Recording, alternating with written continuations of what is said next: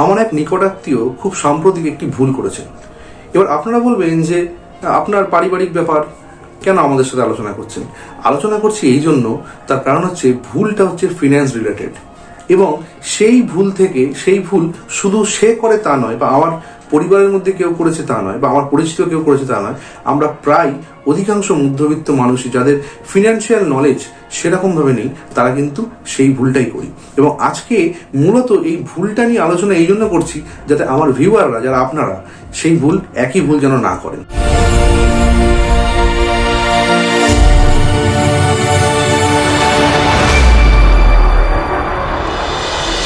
তো খুব সামান্য দুটো জিনিস নিয়ে আলোচনা করবো, যেটা হচ্ছে মিউচুয়াল ফান্ড সম্পর্কিত। তো যেটা ঘটনাটা ঘটেছে, দেখুন বলছি আমি, সেটা হচ্ছে সেই যে আত্মীয়, তিনিও তো ভিডিওটা দেখবেন, ওই জন্য আমি বলছি না কে, নইলে পরে আমাকে বেটাবে ধরে। তো যাই হোক, তো যেটা কারণ সেটা হচ্ছে যে তিনি যেটা করেছেন সেটা হচ্ছে তার কিছু টাকা জমানো ছিল, বা তিনি পেয়েছেন কোনো একটা জায়গা থেকে কিছু টাকা, সেটা মোটামুটি অ্যাপ্রক্স ধরে রাখুন 2 লাখ 5 লাখ এরকম হবে।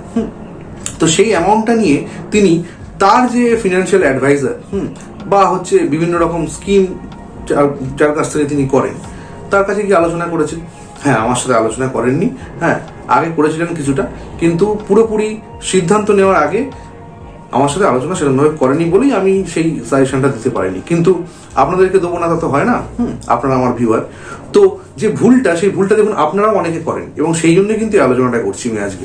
সেটা হচ্ছে মিউচুয়াল ফান্ড যখন তিনি করেছেন, তার যে অ্যাডভাইজার, এরকম অনেক ফিনান্সিয়াল অ্যাডভাইজার কিন্তু রয়েছেন যারা কিন্তু পূর্ণাঙ্গভাবে মিউচুয়াল ফান্ড বা স্টক এই রিলেটেড ব্যাপারগুলো হয়তো অতটা জানেন না, বা অ্যাসেট অ্যালোকেশন কিভাবে করতে হয় সেইটা আবার অনেক সময় এমনও হয় যে তারা তাদের মতো করে, বা কারণ তারাও তো, তাদের একটা কাজ, তাদেরও তো একটা প্রফিট আছে, সেখান থেকে কমিশন থাকে, সেইগুলো ভেবেও অনেক সময় তারা করেন, কিন্তু সেখানে ভুল হয়ে যায় বা ক্ষতি হয়ে যায় আমাদের মতো সাধারণ মানুষদের, যাদের সেই জ্ঞানটা থাকে না।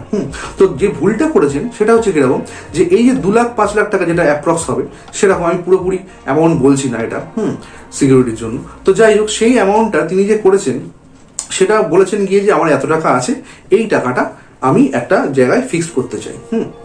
দেখুন, ফিক্সড ডিপোজিট করতে চাই এরকম বলে করেছে। তো স্বাভাবিকভাবে তার ভালোর জন্যই তাকে অ্যাডভাইস দিয়েছেন যে আপনি ফিক্সড কেন করবেন, ক বছরের জন্য? তো তিনি বলেছেন যে 2-3 বছরের মতো করে আমি ফিক্সড করতে চাই। তো 2-3 বছরের জন্য ফিক্সড করার জন্য তিনি কি করেছেন, যে অ্যাডভাইজার, তিনি ওই টাকাটা নিয়ে একটা SBI ব্যালেন্সড অ্যাডভান্সড ফান্ড, যেটা সম্পর্কে আপনারা জানেন বা গুগলে সার্চ করলেও পেয়ে যাবেন, ঠিক আছে, সেই ফান্ডে ওই পুরো টাকাটা, মানে থোক টাকাটা, সেই 2 লাখ টাকা পুরো টাকাটা হচ্ছে সেখানেই কিন্তু রেগুলার স্কিমে সেখানে ইনভেস্ট করে দেওয়া হয়েছে। এবং তারপরে হচ্ছে তিনি আমাকে ওই স্ক্রিনশটটা পাঠান, বা তার যে স্টেটমেন্টটা সেটা তিনি আমাকে পাঠান, সেটা আমি এখানে ভিডিওর মধ্যে দিয়ে দেবো, তাহলে আপনারা বুঝতে পারবেন, ঠিক আছে। সেটা হচ্ছে, সেখানে আমি কতগুলো ভুল দেখলাম যেগুলো উনি করেছেন, সেগুলো যেন আপনারা না করেন। 1 নম্বর কথা, উনি যেটা প্রথম ভুল করেছেন সেটা হচ্ছে উনি রেগুলার ফান্ড করেছেন। দেখবেন মিউচুয়াল ফান্ডের 2 রকম হয়, একটা হচ্ছে ডিরেক্ট গ্রোথ, একটা হচ্ছে রেগুলার গ্রোথ। ডিভিডেন্ড স্কিমও হয়, সেটা আমি বলছি না, আমি গ্রোথ স্কিমের কথা বলছি, যে একটা রেগুলার গ্রোথ হয়, একটা ডিরেক্ট গ্রোথ হয়। এবার রেগুলার গ্রোথ মানে কি? রেগুলার গ্রোথ মানে হচ্ছে যেটা কিন্তু মূলত এই যে ফিনান্সিয়াল অ্যাডভাইজার বা এজেন্ট যারা থাকেন তারা যেটা করান। এবং ডিরেক্ট যেটা হয় সেটা হচ্ছে বিভিন্ন অ্যাপের মাধ্যমে আমরা যেটা করি, যে ব্রো অ্যাপ বা ইটি মানি অ্যাপ, এইসব অ্যাপের মাধ্যমে যে স্কিমগুলো আমরা করি সেগুলো হচ্ছে ডিরেক্ট গ্রোথ বলে সেইগুলোকে, ঠিক আছে, সেগুলো ডিরেক্ট স্কিম হয়। আর রেগুলার স্কিম হচ্ছে কি, যেটা হচ্ছে কোনো মানুষ, কোনো এজেন্ট, সে ফিজিক্যালি এসে আমাদেরকে করায়। তো এই প্রথম ভুল। কি প্রথম ভুল? এখানে রিটার্নটা কিন্তু অনেকটা ম্যাটার করে। দেখুন, ডিরেক্ট গ্রোথ যখন আপনি করেন এবং রেগুলার যখন স্কিম করেন, এই দুটোর মধ্যে কিন্তু মোটামুটি প্রায় ধরুন 1 থেকে 1.1% কিন্তু সেখানে কিন্তু রিটার্নটা ম্যাটার করে যায়। এবার আপনার মনে হবে 1% রিটার্ন, আর এমন কি, ঠিক আছে, মেনে নিলাম, কোনো ব্যাপার না, 1% রিটার্ন তো তেমন একটা গায়ে লাগার ব্যাপার না। কিন্তু গায়ে কখন লাগবে? যখন আপনি লং টার্মের জন্য করবেন, তখন কিন্তু গায়ে লাগবে। যদি হিসাব করে দেখেন, আপনি যে কোনো গুগলে গিয়ে আপনি যে সার্চ করবেন যে direct versus regular mutual fund calculator, ঠিক আছে, তাহলেই কিন্তু এই ডিফারেন্সটা আপনাকে দেখিয়ে দেবে। এবং সেখানে যেটা ঘটে আমি আপনাকে বলছি, যদি মোটামুটি ধরুন 10 বছরের জন্য যদি আপনি করেন, দেখুন মিউচুয়াল ফান্ড কিন্তু আমরা মূলত লং টার্মের জন্য করি, শর্ট টার্মের জন্য মিউচুয়াল ফান্ড কিন্তু একটু রিস্কি হয়ে যায়। মোটামুটি আপনার হরাইজন যদি মিনিমাম 5 থেকে 7 বছর থাকে, তবেই কিন্তু মিউচুয়াল ফান্ড স্কিম করা উচিত। তাহলে 2 বছর 3 বছরে হবে না তার কোনো মানে নেই, কিন্তু অনেক আনসার্টেন হয়ে যায় ব্যাপারটা, কারণ মার্কেটের সঙ্গে রিলেটেড তো মিউচুয়াল ফান্ড, সেই কারণে। তো এখানে যে ঘটনাটা ঘটে সেটা হচ্ছে 10 লাখ টাকা, বা যদি আমি 1 লাখ টাকা ধরি, দেখুন 1 লাখ টাকা আমি ধরলাম 10 বছরের জন্য কেউ করলো লামসাম, এটা কিন্তু মান্থলি বা এসআইপি নয়, লামসাম। 10 বছরের জন্য করলে যদি আপনি রেগুলার গ্রোথে করেন, মোটামুটি ধরুন মিউচুয়াল ফান্ডে 10 বছরের যদি আমি রিটার্ন ধরি, তাহলে মোটামুটি আমি খুব কমও যদি ধরি, তাহলে 12% রিটার্ন মিউচুয়াল ফান্ড দিয়ে দেয় মোটামুটি।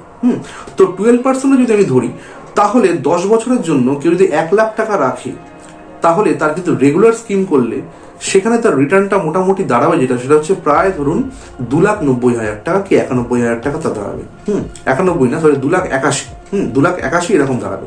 এবং সেইটাই যদি হচ্ছে ডিরেক্ট স্কিমে হয়, সেটা কিন্তু মোটামুটি 3,10,000। তার মানে দেখুন ডিফারেন্সটা কত হচ্ছে রিটার্নে, প্রায় 30,000 টাকার মতো ডিফারেন্স হয়ে যাচ্ছে। তো এটা যদি আপনি 1 লাখ টাকা করেন, আপনার গায়ে লাগবে না। 1 লাখ টাকা করলে আপনার মনে হবে ও ঠিক আছে 2,000 টাকা 3,000 টাকা ব্যাপার। কিন্তু যদি আপনি এটা আরো বেশি পরিমাণে করেন, তাহলে কিন্তু আপনার গায়ে লাগবে। কারণ হচ্ছে দেখুন, যদি আপনি 10 লাখ টাকা ভাবেন, তাহলে কি করছে ঘটনাটা, 1 লাখ টাকা যদি আপনি 2 বছরের জন্য, উনি যেটা করেছেন যে 1 লাখ টাকা 2 থেকে 3 বছরের জন্য করেছেন, তো 2 থেকে 3 বছরে মোটামুটি হয়তো ডিফারেন্সটা হবে মোটামুটি 2,300 থেকে 3,000 টাকার মধ্যে ডিফারেন্স হবে।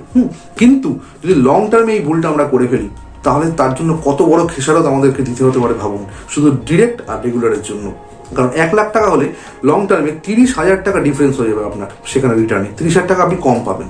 এবং আর একটু এগিয়ে গিয়ে ভাবুন, যারা 10 লাখ টাকা ভাবছেন, তাহলে ভেবে দেখুন যে 10 লাখ টাকা হলে সেখানে ডিফারেন্সটা কতটা হতে যাবে, সেটা প্রায় কিন্তু 3 লাখ টাকার ডিফারেন্স হয়ে যাবে।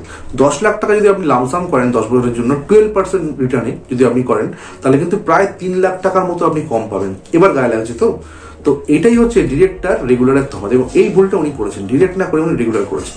দ্বিতীয় ভুল কি করেছেন দেখুন, দ্বিতীয় ভুল উনি যেটা করেছেন সেটা হচ্ছে 2 বছরের জন্য উনি বলেছেন, উনি ফিক্স করতে চেয়েছেন এবং সেখানে 2 বছরের জন্য উনি বলেছেন করতে, এবং যিনি অ্যাডভাইজার তিনি ওনাকে মিউচুয়াল ফান্ড করিয়ে দিয়েছেন। দেখুন এখানে কতটা বড় ভুল করে, কতটা রিস্ক নিয়ে ফেলেছে।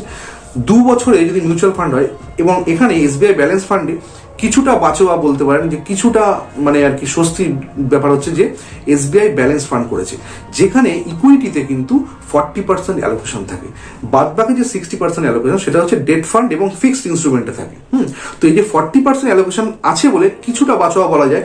যদি দেখা যায় তো ম্যাক্সিমামটা ইকুইটিতে আছে, তাহলে কিন্তু কপালে খুব দুঃখ ছিল। কারণ 2 বছর পর যদি দেখা যায় যে মার্কেটটা ডাউন হলো, ক্র্যাশ করলো কোনো কারণে, তখন কিন্তু 2 বছর পর সে টাকা তুলবে ঠিক করেছে, এবং তখন দেখা যাবে ফিক্সড করলে যে মানে 6-7% রিটার্ন সে পেত, সেইটুকুও কিন্তু সে পাবে না। যেহেতু সিনিয়র সিটিজেন, সেই জন্য আমি 6 থেকে 7% বললাম, সেইটুকু রিটার্নও সে পাবে না।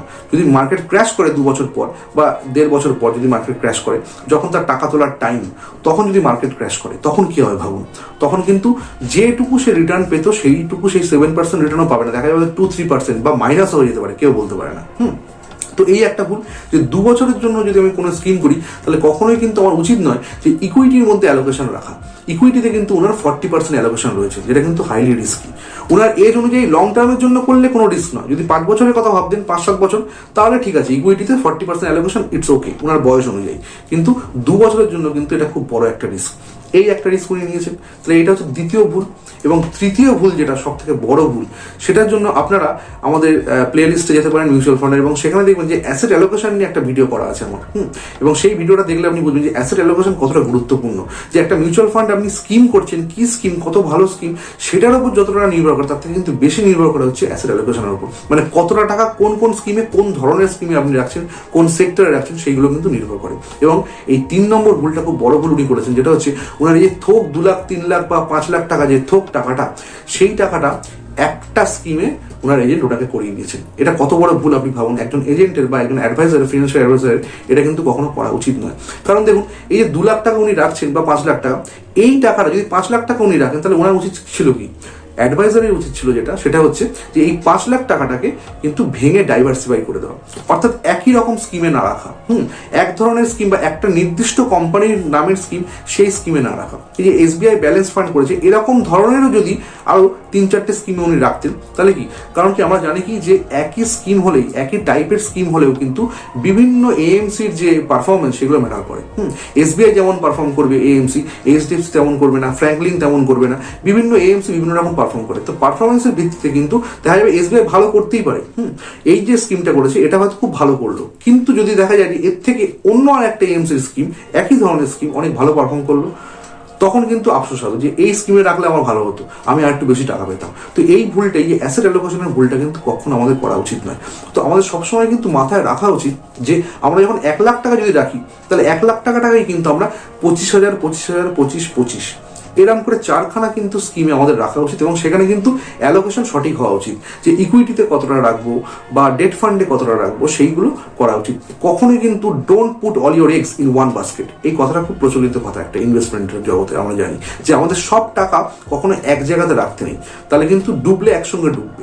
ওই জন্য কি করতে হয়, ডাইভার্সিফাই করে দিতে হয়। এটাকেই বলা হচ্ছে রিস্ক ম্যানেজমেন্ট। এবং এই রিস্ক ম্যানেজমেন্ট আমরা সাধারণ মধ্যবিত্ত মানুষরা যেহেতু অতটা বুঝি না, আমরা শুধু যার কাছে যাই সে হয়তো তার স্বার্থের জন্য, হয়তো তার কমিশনের কথা ভেবে হয়তো ওই স্কিমটা করিয়ে দেয়, কিন্তু ক্ষতি হয়ে যায় কিন্তু আমাদের। রিটার্নটা কমে গেলে কিন্তু সে আর দায় নেবে না এবং সে টাকাটাও দেবে না। তো এইগুলো কিন্তু আপনারা মাথায় রাখবেন। এক হচ্ছে যে একই স্কিমে অনেক বেশি পরিমাণ টাকা বা আপনার সব যে ক্যাপিটাল, যে আপনার যে গচ্ছিত টাকা, সেটা কিন্তু একই রকম স্কিমে আপনি রাখবেন না। এরকম 4-5টা স্কিমে ভাগ করে দিন, তাহলে কিন্তু রিস্কটাও ভাগ হয়ে যাবে, রিটার্নটাও ভাগ হবে। যদি দেখা যায় যে একটা স্কিম খারাপ পারফর্ম করলো, বাকি দুটো স্কিম হয়তো ভালো পারফর্ম করবে, করে কিন্তু আপনার ওই যে লসটাকে সেটাকে কিন্তু ও ক্ষতিপূরণ করে দেয়। তো এই একটা জিনিস আপনাকে মাথায় রাখতে হবে। 2 নম্বর হচ্ছে কি, যে রেগুলার কখনোই করবেন না, সবসময় ডিরেক্ট স্কিমের ক্ষেত্রে করবেন। যদি লং টার্ম করেন তাহলে কিন্তু এখানে কিন্তু অনেকটা টাকা ম্যাটার করে যায়। মানে 1% মানে কিন্তু পার ইয়ার 1%, 10 বছরে কিন্তু ওটা 10 to 11% কিন্তু আপনার রিটার্ন কমিয়ে দেবে। এটা কিন্তু মাথায় রাখতে হবে। তো আশা করি যে আজকের এই ভিডিও, যেটা হচ্ছে ভুল নিয়ে ভিডিও, সেই ভুল নিয়ে ভিডিওটা আপনারা ঠিকভাবে বুঝেছেন, এবং সেখানে আপনাদের সিদ্ধান্ত নেওয়ার ক্ষেত্রে, পরবর্তীকালে ইনভেস্টমেন্টের ক্ষেত্রে বা মিউচুয়াল ফান্ডের ক্ষেত্রে যদি কখনো কোনো পরিচিত কাউকে দিয়ে করান, অবশ্যই কিন্তু তাকে এই বিষয়গুলো বলবেন, এবং অন্ধভাবে কিন্তু কখনো ইনভেস্ট করবেন না, কারণ টাকা কিন্তু আপনার, গেলে আপনারই যাবে, কষ্ট আপনারই হবে। তো আশা করি ভিডিও ভালো লেগেছে। ভালো লাগলে সঙ্গে থাকবেন। রিসার্চেস।